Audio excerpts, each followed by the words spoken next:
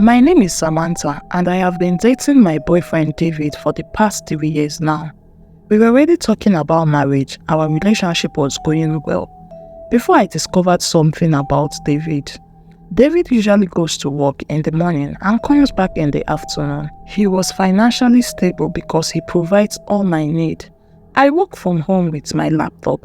I was an online writer and a relationship coach. I love my boyfriend so much and I never ever thought of cheating on him. But I didn't know that David might not have the same thoughts for me. I never suspected David of cheating on me until one night.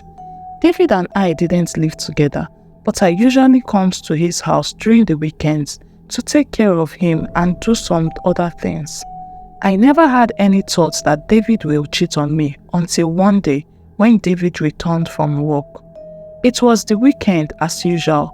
I was in David's house. I was cleaning and washing his clothes when he came back from work. As usual, I was so pleased to see him and went to meet him to embrace him and welcome him. As I came closer to him, I noticed a stain that was on his neck. I first thought it was just a random stain that comes from work or something, but I was wrong. When I took a closer look and actually saw something different, I saw that it was a stain that came from a lipstick, and lip stain was showing on his neck, signifying that someone had kissed him on the neck. I was shocked and I got provoked instantly, and I queried him about the lip stain. "Darling, why is there a lip stain on your shirt? Who were you flirting with?" I asked, looking unhappy. "I just got back home and the welcome I received is unnecessary questioning," David said. "Don't try to change the topic, Mr. Man. Answer my question," I said, already increasing the pitch of my voice. "Let me see the stain that you are even talking about," David asked as I brought the mirror and pointed it at him. "Oh, that stain. Is that why you are being worried?" "Don't worry about that," David said as he tries to walk away. I said, "Do not ever walk away when I'm talking." "What do you mean, don't worry?" I wanted to know and I started talking. "Babe, don't you trust me again? What is the meaning of all this? Do you really think I can actually cheat on you?" David asked, sounding disappointed. I replied, "I can't trust anyone. All men are the same." "Babe, the stain was actually from Linda. She's my colleague at work." I interrupted. "Oh, it has gotten to the point where you now cheat on me with your colleague, right? Answer me. You now go about sleeping with different people." I fired at him. "Babe, will you just allow me talk before you start accusing me wrongly?" David responded, "What do you want to explain? Do you want to explain to me how you started cheating with all the ladies in the world?" I fired back. "The stain is from Linda.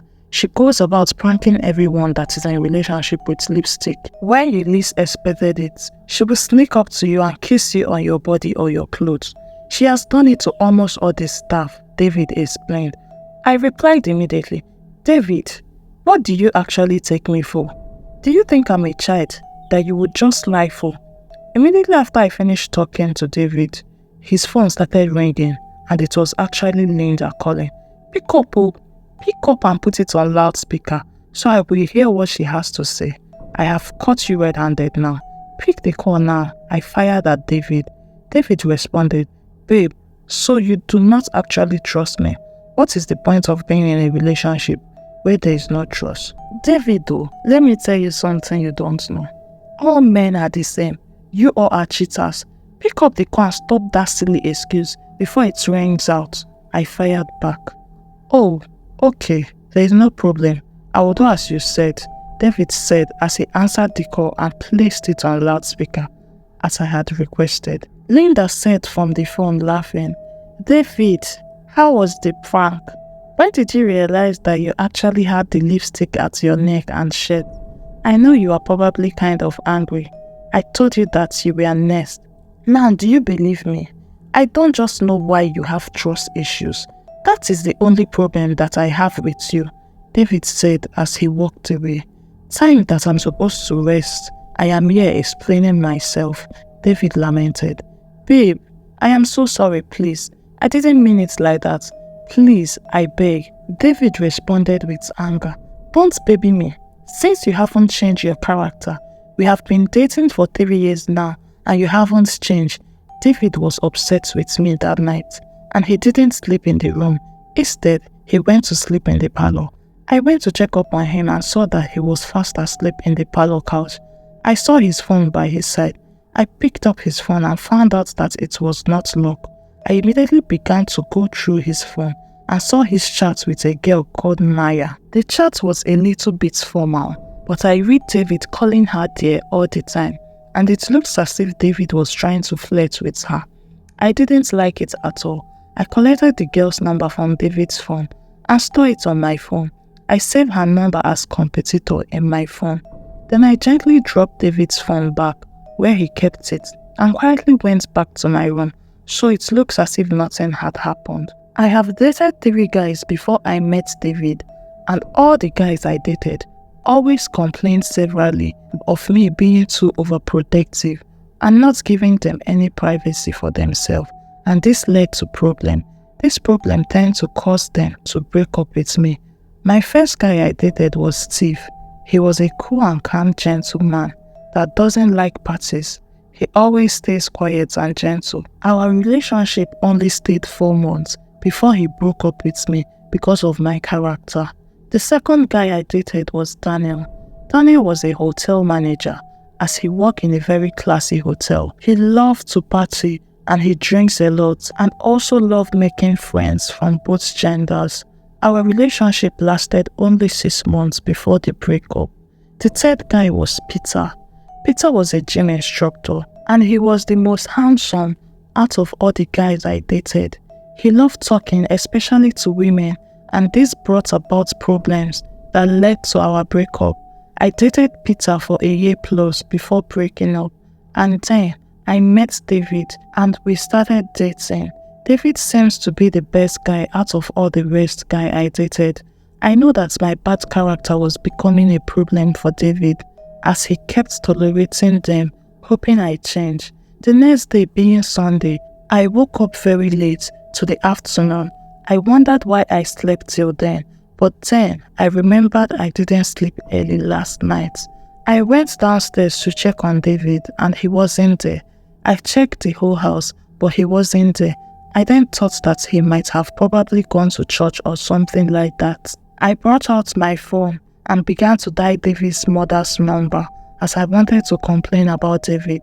I dialed her number a couple of times and then finally she picked up. "Good morning, Mama. I am so sorry to disturb you this morning, but there is something I want to discuss with you concerning David," I said on the phone. Mama replied, "Reports, K.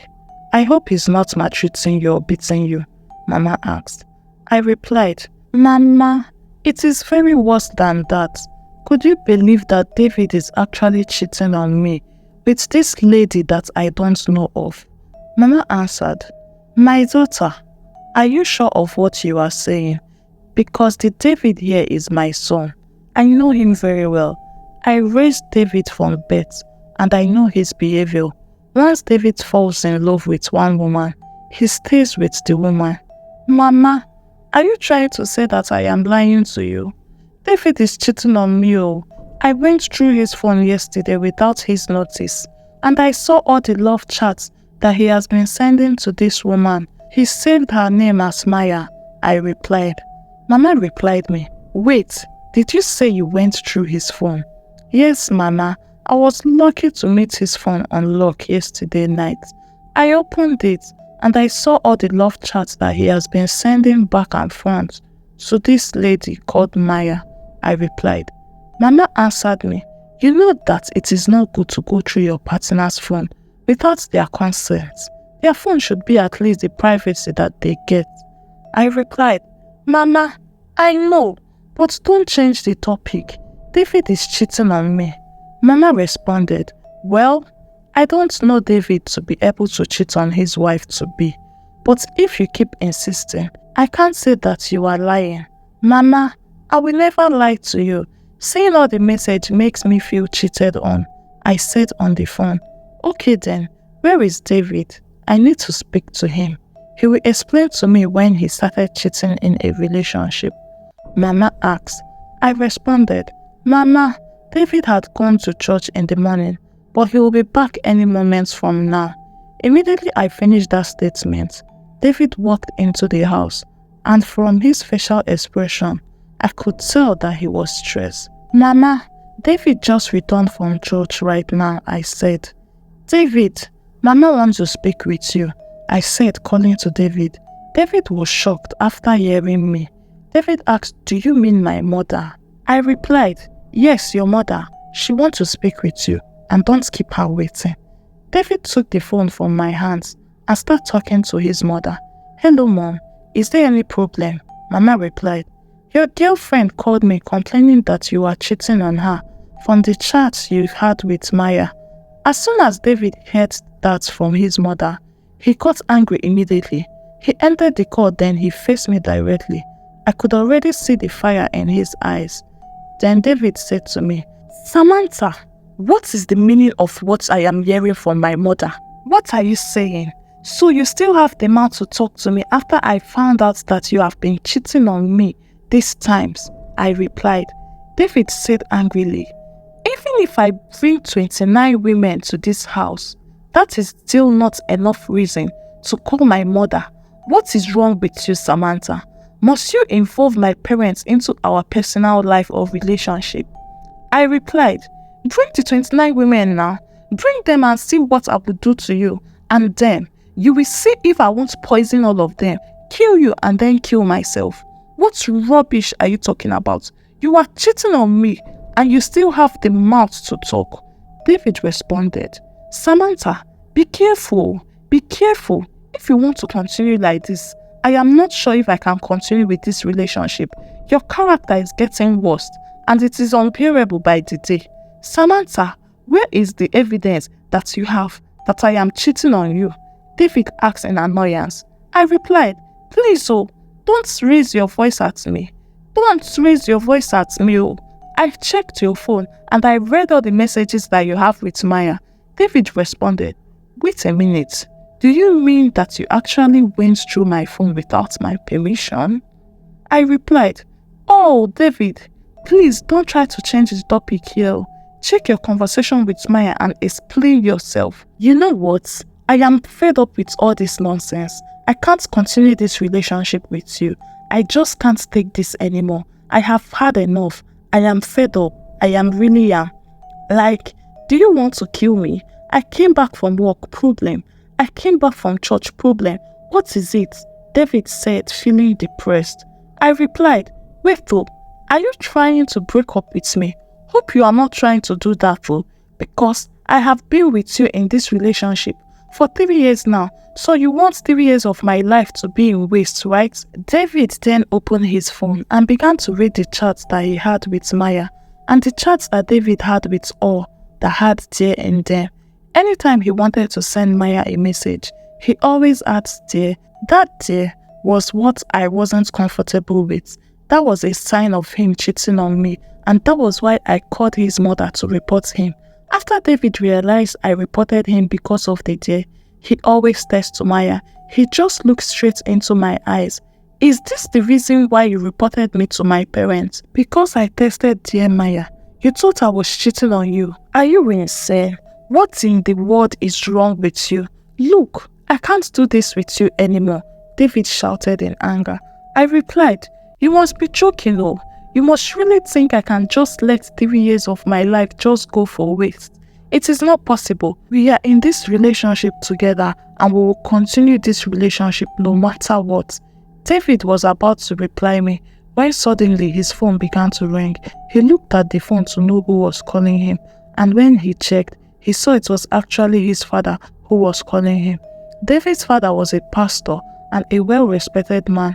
He never takes nonsense, as he ensures that he raises all his children with the fear of God and to be responsible people in life. David have always told me about his father and how he looked up to him. David just switched off his phone and then headed straight to the room, locking himself inside the room. I then brought out my phone to call Maya, as I have saved her number that night I went through David's phone.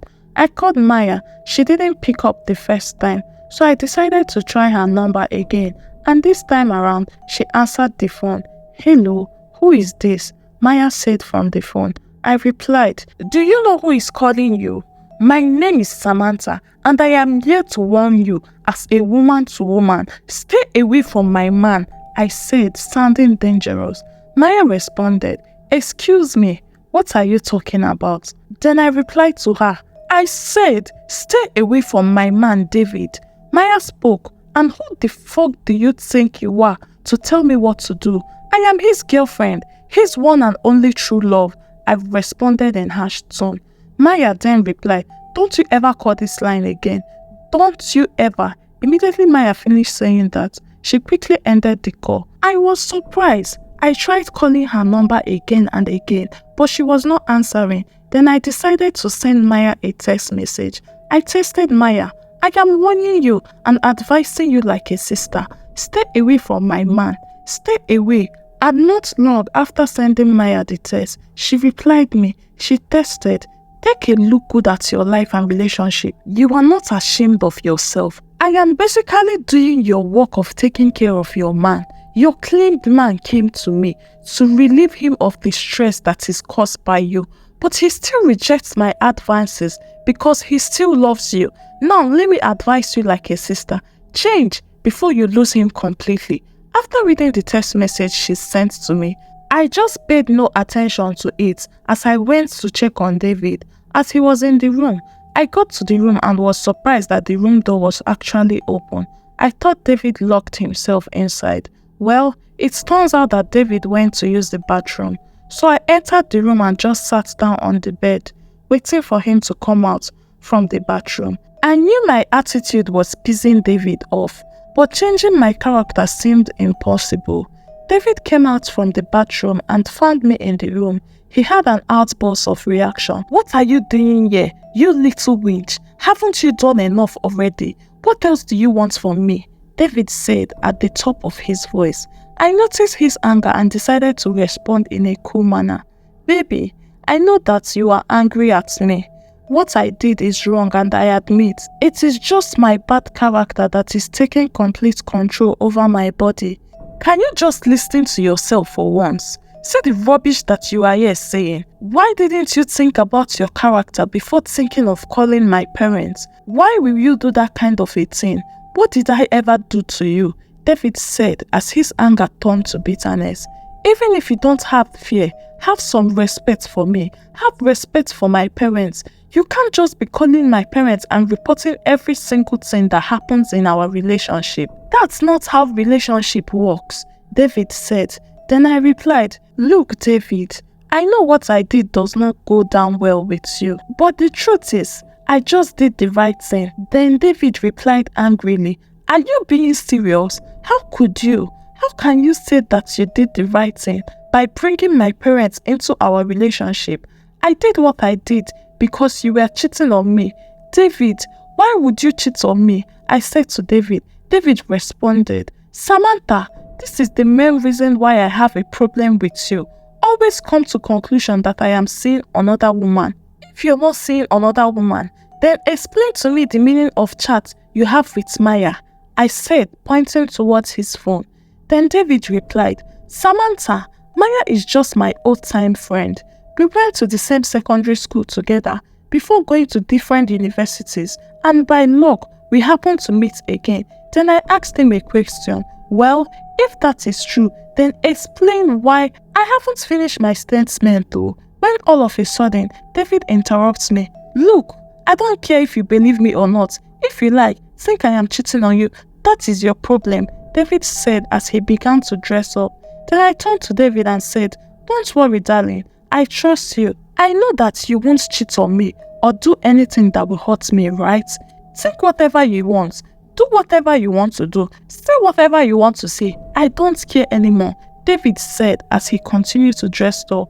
I noticed that he was not putting on his house clothes, so I asked, "Babe, are you going out and can I come with you?" David answered, "Firstly, yes, I am going out, and secondly, there is no way in this life that I will allow you to come with me." I knew that it is because of my attitude that David was refusing me to come along with him.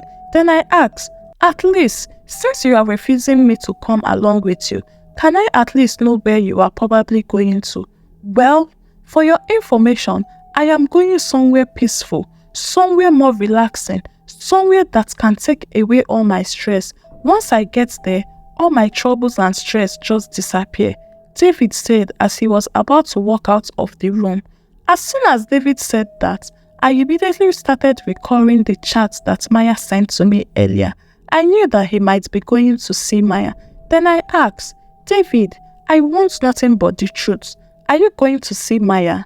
As soon as David heard what I asked, he just suddenly froze. He couldn't say anything. He just stood there and kept staring at me. I told you, Maya is just an old-time friend from secondary school, David said. I wanted to reply him when my phone suddenly fell beside the bed that I was sitting on. I bent to pick the phone and then noticed something else was under the bed. I quickly turned on my flashlight and looked under the bed. What I saw under the bed left me completely speechless. I saw an already used condom just lying under the bed. Immediately I saw it. I screamed. This attracted the attention of David, who came closer to me. Then David asked, what is the problem? Why did you scream like that? I then brought out the condom from under the bed and pointed it directly at his face. David, what is the meaning of this? You have never used this on me, I asked, already angry. Then David was about to reply. I didn't even let David finish talking. I just landed him a powerful slap that landed directly in his eyes. David screamed in pain as he held his eyes.